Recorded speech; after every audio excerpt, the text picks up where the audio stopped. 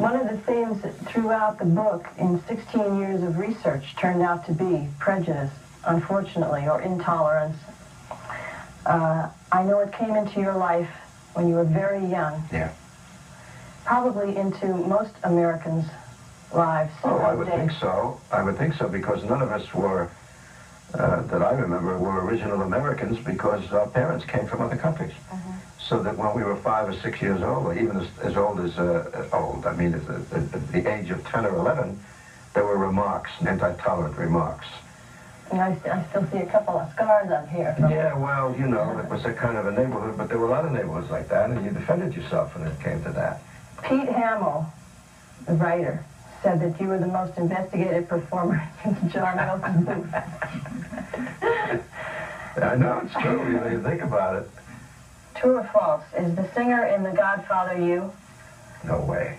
I was watching the Donahue show after the Doonesbury incident, and there was a lady in the audience who said, after the same old garbage was brought up again about links to organized crime, okay? And her response was, well, we all know that about Frank Sinatra. What's new about that? And I just wonder if there isn't some way, somehow, for my children and their children to beat that rap, because I'm sick of it. Well, it can be done. It's not easily done, because it takes an effort to go to Washington and go into the library and ask for everything they have on me, particularly from the Freedom of Information Act. Going to read everything they can, and they'll find that it's all a lie, because we've looked at everything. My people have. It's all there, black and white on paper. All they got to do is investigate it and go find out there was never any truth to it. That I never had anything to do with anybody in that part of that kind of world or anything. I may have been introduced to people in nightclubs who own them and who hired us and that kind of thing, but I'm not alone there. Everybody in our business did the same thing. Me too. But true. But the fact that a woman says that means that she is either prejudiced or she's ignorant. You've had some wonderful women in your life. Starting with Grandma, maybe? Yeah, my mother was a great influence on me, you know that. And she was, unlike your grandfather, who wanted me to get a formal education, become a civil engineer, which I really wanted to do for a while. My mother kept saying, if he wants to go into music, that's where he should go into music. Recently in Washington, I was honored by the Italian-American members of the Congress. And I told them a story about Grandma, who was such a devout Democrat that once in a while, Grandpa and I would tease her, and we'd drop the word Republican, and she wouldn't cook. She just wouldn't cook dinner. But unfortunately, your grandfather was a great cook, so we would have our own dinner. But she was hysterical about that. But she was a force. She really was.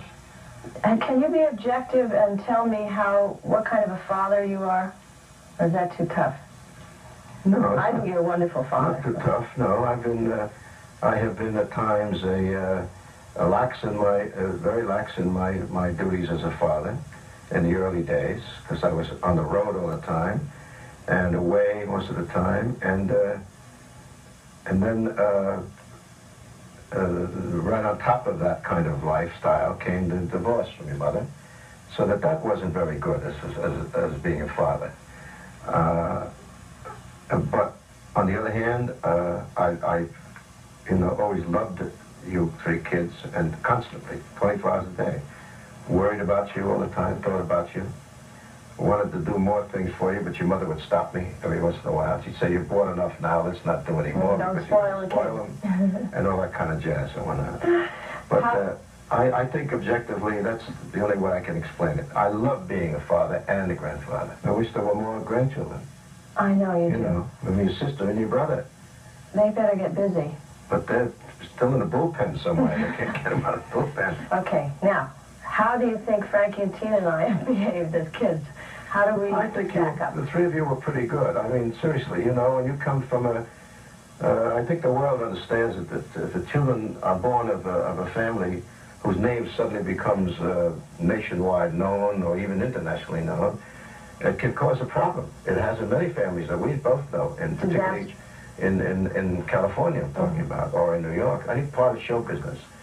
But I must say, in all honesty, for you and for Tina and Frankie, that you've never disappointed me. None of you have ever disappointed me. Nobody's been in any serious problems. Nothing like that. And I'm proud of that. I look at families and I think to myself, when I see something about a boy or a little girl or something where they just go astray, I begin to think about the parents and think to myself, boy, I'm lucky. I know this is a tough question. It's very tough. But with all you've done in your life, what has meant the most to you? That's a tough question. Too many important things to me. Too many important things. You, your sister, your brother, and also the fact that I was lucky enough to be successful in what I chose. Thirdly, I've got countless number of wonderful friends. As a matter of fact, whoever said that if a guy has one friend, he's lucky, one real friend, that's not true. I've got countless friends who are there whenever you pick up the phone, or you don't have to pick up the phone sometimes. They call and say, how you doing? Haven't heard from you in a long time, that kind of thing. And I'm thankful for my being of good health. I'm thankful to my God for having looked after me all of these years that I've been around, and maybe keep me around a little longer. A lot longer, please. Yeah, well, you know. One of my favorite albums, it was